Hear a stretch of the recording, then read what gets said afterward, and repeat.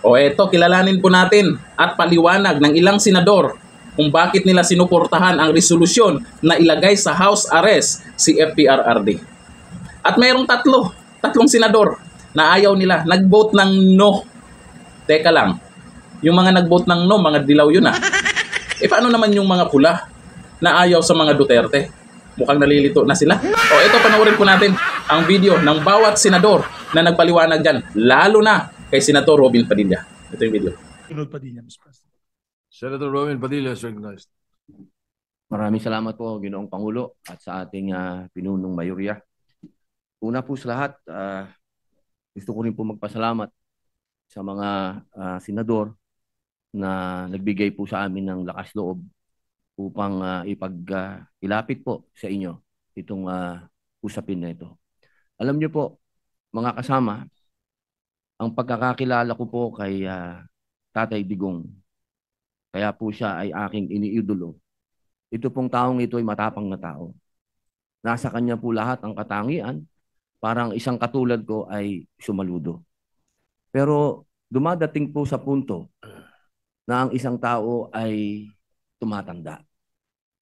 Alam niyo po, kung ikukumpara ko yung pangungulungan ko dito sa Pilipinas, sa pangungulungan ng ating Tatay Digong, ay napakalayo po. Sapagkat ang kulungan po natin ay hindi po parehas ng kulungan sa ibang bansa. Si Digong po ay nakakulong sa napakaliit na kwarto. May oras po para siya ay lumabas. Halos buong araw siya po ay nasa loob ng kwarto na yan, na meron lang pong maliit na butas kung saan po inaabot ang kanyang pagkain. Napakahirap po dahil dito po sa atin, sa amin sa Muntinlupa, ang tawag po namin doon Bartolina. Yun po ang itsura ng kilalalagyan ni Tatay Digong. Siya po ay nasa Bartolina. Wala po siya doon nakakausap, wala po siyang nakakakwentuhan, at higit sa lahat, napakahirap po para sa isang nangungulungan na sa ganong edad ay nag-iisa ka, wala pong nag-aasikaso sa iyo. Alam niyo po, ang aking mahal na ina, nung siya po ay nag-umpisa na nagkaroon ng mild dementia, siya po ay 80 years old. Ang aking pong ina ngayon ay 89, siya po ay may advanced dementia na. Kaya batid ko po kung ano ang hinagpis ng mga nagmamahal kay Tatay Digong. Kung paano po nakakalimot sa kanyang pangalan, nakakalimot sa pangalan ng mga anak niya, nakakalimot sa mga bagay na may kilalaman sa katawan niya, kung kailan siya dudumi, kung kailan siya iihi. Mga bagay po yan na inilalapit ko po sa ating mga kasamahan at sa mga kababayan natin. Kung sana po ay mapagbigyan ang aming kahilingan. Hindi naman po kami humihingi na siya po ay pakawalan. Ang hinihingi po namin, siya po ay maialis sa Bartolina.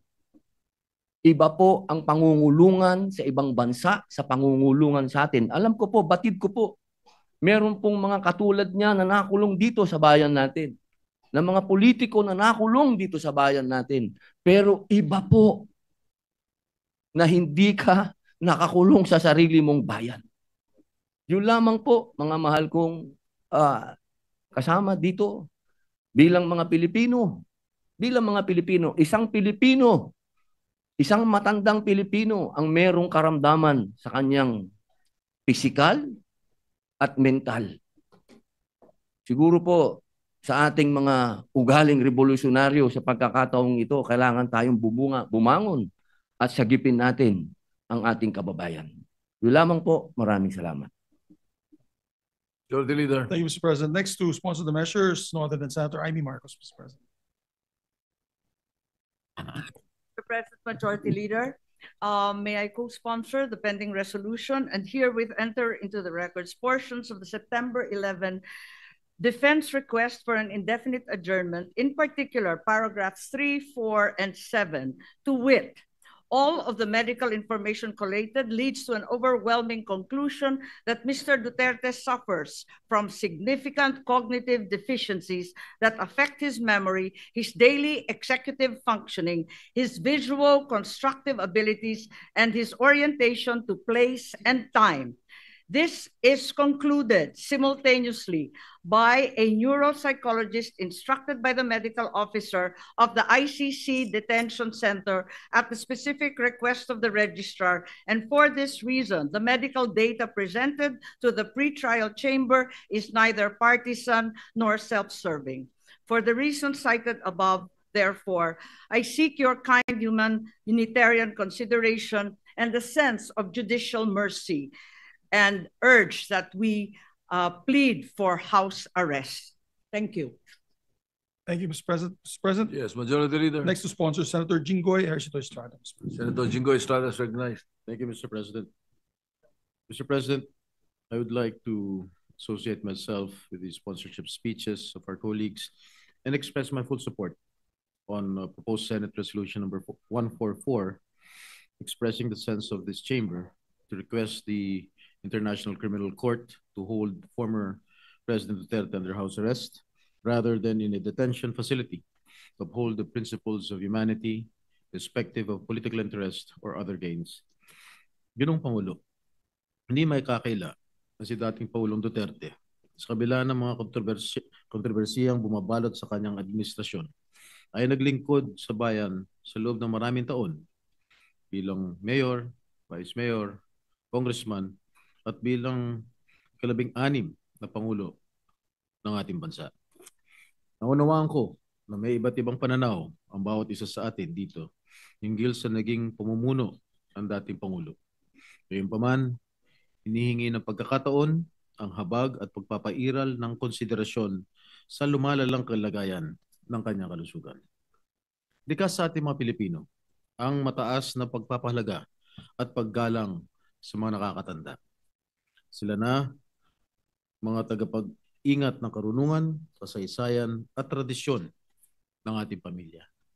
At gaya ng karamihan na nasa dapit hapon na ng kanilang buhay sa edad na 80 anyos, hindi na siya ang leader na kinamulatan natin ilang taon na nakaraan, matatag sa likod ng pulpito ng kapangyarihan.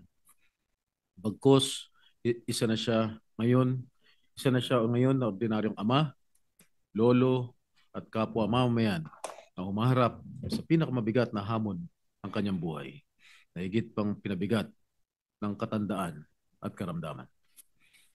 Kaya't hinihiling ko sa aking mga kasamahan, ilang mga senador ng sambayan ng Pilipino, kasama na rin ang ating mga kasamahan na sila Senator Risa, Senator Kiko, Senator Bam, na pairalin natin ang pag-unawa, pagbibigay halaga sa kalusugan at dignidad na nakatatanda, lalo na may dinadalang karamdaman.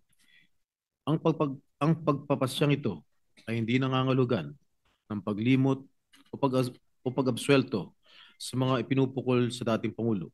Pagkus ay pagbibigay ng pagkakataon na makapamuhay siya sa ilalim ng makataong kondisyon habang dinidinig ang kanyang mga kaso.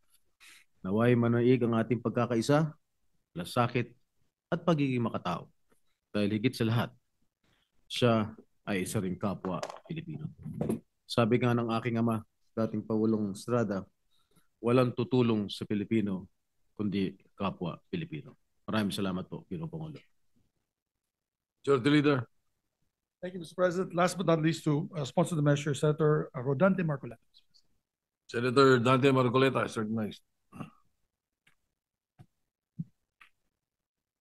Mr. President, distinguished colleagues, I rise today to co-sponsor proposed resolution number 144, urging the International Criminal Court to hold former President Rodrigo Duterte under house arrest. Nais ko pong linawin na tayo ay hindi humihingi ng kalayaan mula sa proseso.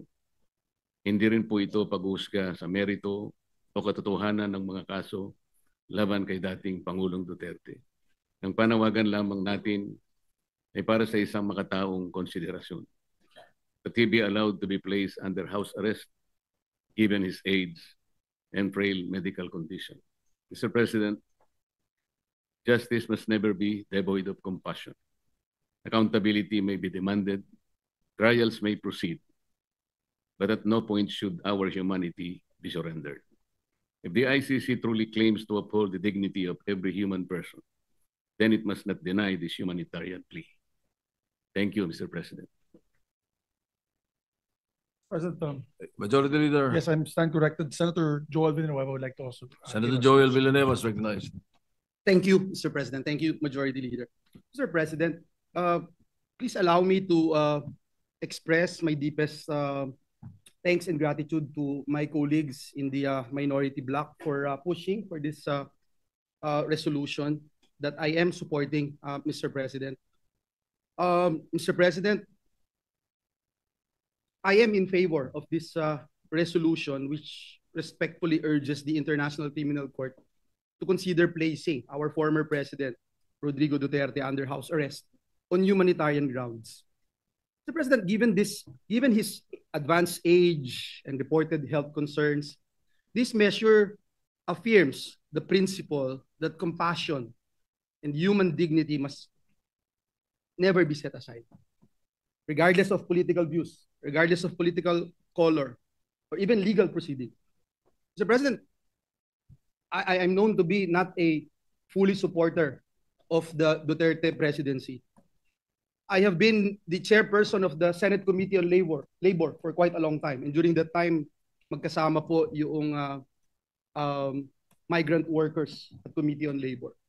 And every time we hear somebody, a kababayan, ano man yung dahilan na nakulong siya, na aresto sa ibang bansa, ang lagi po nating inisyal na pagkilos ay tulungan yung kababayan nating ibalik sa Pilipinas. Ibalik sa Pilipinas, dito siya litisin, masiguro na napuprotektahan yung kanyang karapatang pantao. Yun ho yung lagi, unang-unang ginagawa po natin. Nakakalungkot po itong mga nangyari. Agree man tayo o hindi sa pagpapadala sa ICC kay Pangulong Duterte. Mr. President, hindi po layunin ng resolusyon na ito na hadlangan ng proseso. Hadlangan ng proseso ng batas, hindi po layunin. Hindi rin po layunin na magsabi kung siya po ay may sala o wala. Ang panawagan po ng resolusyon na ito ay para sa isang makataong pagtrato. Isang paglapit na nagpapakita na ang hustisya ay maaari pong isabuhay ng may habag at malasakit. This representation, Mr. President, recognizes the national sentiments expressed in these two resolutions, Senate Resolution number 17 and 18. Gayunpaman, Ginoong Pangulo, naniniwala po ang kinatawan na ito na ang resolusyon na ito ay naghahangad na makamit o ma-strike yung balance, Mr. President, sa pagitan po ng paggalang sa mga international na proseso ng batas at ang pagtatanggol sa makataong pagtrato sa isang kapwa Pilipino, anuman po ang kanyang dating posisyon. Naniniwala po ang representasyon na ito, Mr. President, na ang hustisya ay dapat ipaglaban. Pero hindi kailanman kapalit ang ating pagiging isang makataong lipunan. Maraming salamat, Ginoong Pangulo. Majority Leader. With that, Mr. President, there are requests from some colleagues that we make it nominal voting. Some would like to vote one way or the other, Mr. President. We'll respect that. And I just asked that if there's an explanation, we can do it after the vote, Mr. President. So I move that You are yes, seeking a nominal vote, for the and the resolution explanation of the votes would be given after, Mr. President. after the voting. Yes, Mr. President. If they want, if they wish to. Well, what if we would want to explain our vote? You before- may, Mr. President. It's, of course, it was just an appeal, but you may. Usually, by tradition, we do it after, but if you want to do it while you vote, Mr. President, then we will, of course, Sometimes the accede vote to that the we make, President. because sometimes the vote that we make, the explanation is no longer listened to, Yes, Mr. you President. know. I understand. So that might be able to Yes, Mr. President. explain to the people, the public, and the colleagues why you are voting for that particular or your choice or decision on this vote. Yes, Mr. President. So is there no period of interpellation? No more in period of amendments? No more, Mr. President. So this is the PS Resolution 144 which you drafted and Yes, Mr. President. different from the other resolution, the original Yes, resolution Mr. 5. President. This is for me, this would have been the best compromise, where we're focusing only on the humanitarian issue at hand, Mr. President. All right. So move. So any objection? Hearing none, the Secretary will conduct a roll call, nominal voting, roll call vote. Roll call vote. Senator Aquino. Para dyan sa 3 senador na nag-vote ng no, paano kaya kung nangyari yan sa inyo? Yung sinuportahan nyo, kamag-anak nyo, o kung sino? Iwan ko lang kung ano yung magiging reaction nyo. O ito, ayon po kay Pinky Aguilar. Grabe, nakakadurog ng puso sa lahat ng ginawa ni Tatay Digong. Ganyan pa ang ginawa ng Marcos. Walang puso. Nakakaiyak, grabe. Ito sabi ni Ivan Amarante. Maraming salamat po sa lahat ng mga nag-guest kay Tatay Digong na mga senators. Mabuhay po kayo, hindi rin po namin kayo malilimutan katulad ni PRRD. Sabi ni Regina Federico, mabuhay ka DDS at lahat ng lumalaban para maayos ang ating mamayang Pilipinas. Sabi ni John Paul, mabuhay ang mga DDS at maisog. Mabuhay ang pamilya Duterte, labanan natin ang mga demonyo at magnanakaw sa gobyerno. Sabi ni Maria Victoria Malyari, walang kapatawaran sa mga tao na nagpadala sa kanya doon sa dahig. Nako, pag ito yung mga sinasabi, diyan kinakabahan yung sangkot diyan na nagpadala diyan kay dating Pangulong Duterte sa dahig. Kasi naman, malapit talaga sa katotohanan na si VP Sara Duterte ang susunod na Pangulo. Huwag lang dayain ng mga buhayang to. Kita nyo naman, paliwanag po ng mga senador at maraming pumapor. Kaya yung mga pula dyan, naguguluhan na. Ayaw nila sa Duterte pero yung sinuportahan nilang senador, bumoto ng yes. Maliban dun sa 3. Ewan ko lang kung anong pinag-iisip ng 3 yun. Hanggang dito na lang.